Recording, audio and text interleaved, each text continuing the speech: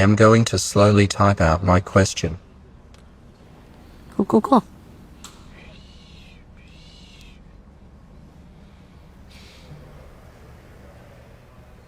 You are dedicated to charitable causes, led a protest against cuts to education, and are now studying human rights and equity.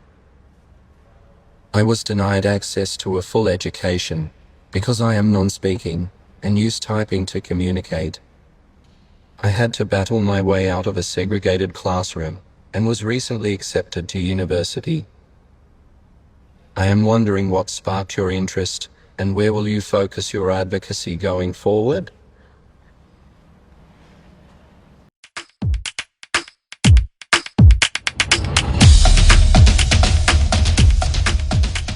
Being a special needs advocate is an amazing thing, especially when it comes from young adults.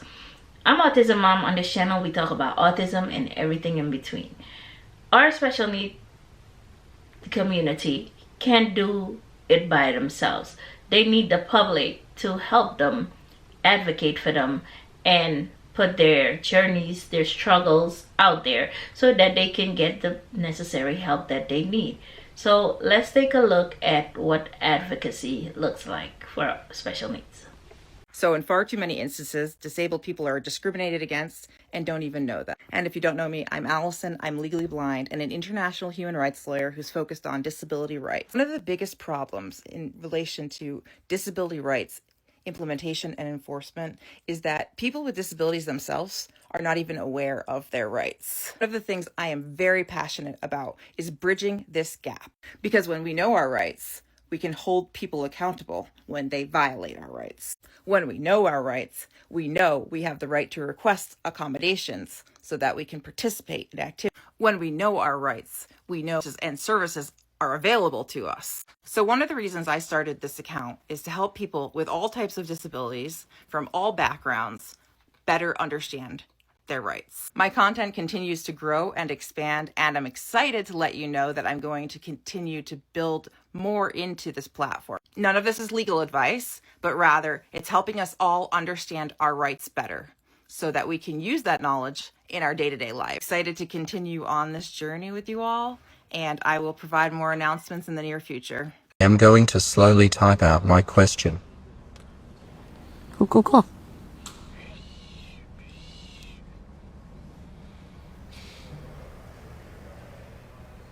You are dedicated to charitable causes, led a protest against cuts to education, and are now studying human rights and equity. I was denied access to a full education because I am non-speaking and use typing to communicate. I had to battle my way out of a segregated classroom and was recently accepted to university. I am wondering what sparked your interest and where will you focus your advocacy going forward? Well, thank you for that question. I'm so sorry that you weren't able to get access to full education. That's so wrong. So it's really awesome that you got accepted into uni. That's so dope. Like, round of applause for that. That's so sick. Both my parents always taught my brother and I, if you see an injustice, you have to speak up. Like, there's no other option. With advocacy, it's something that I never want to stop. I know my parents would look at me and think, what happened to their daughter if I stopped fighting for people's rights? And all rights? You can't care about bodily autonomy without also caring about access to education. It's all intertwined.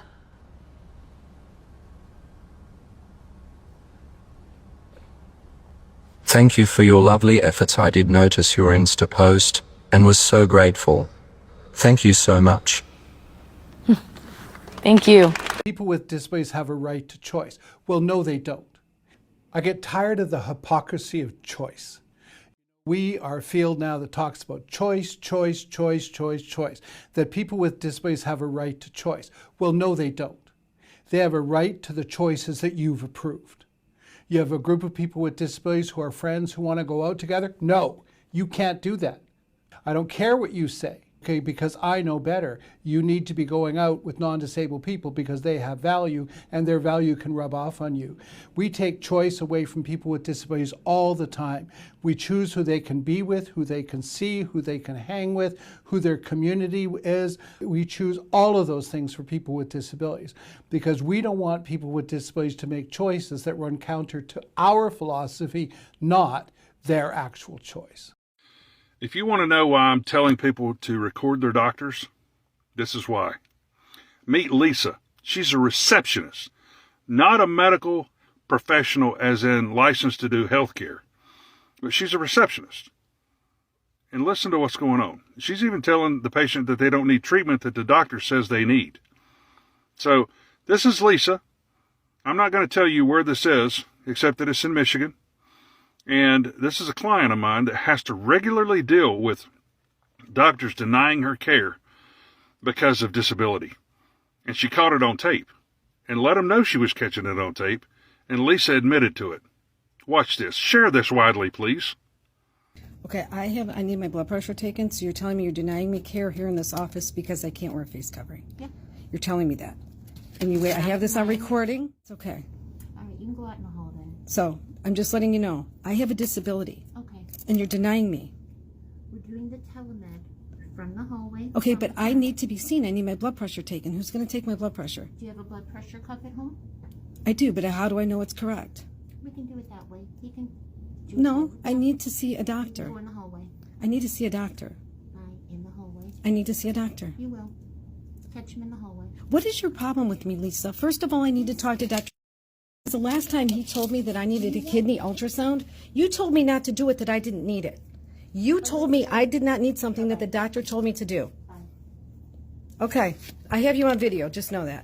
I mean, this receptionist is basically telling her to treat herself. You got a blood pressure cuff at home? We can do it that way.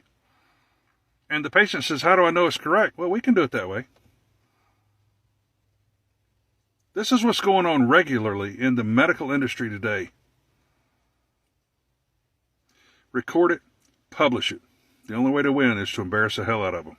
So the goal here is to raise awareness because in a lot of instances, disabled people don't even know that they're taken advantage of or don't get the same rights or benefits as everyone else. And therefore the people who are advocates come through and they fight on their behalf or raise awareness on their behalf so that everyone else in the world can know their struggles and things that they need to lead a normal life as anyone else have because they have the right to.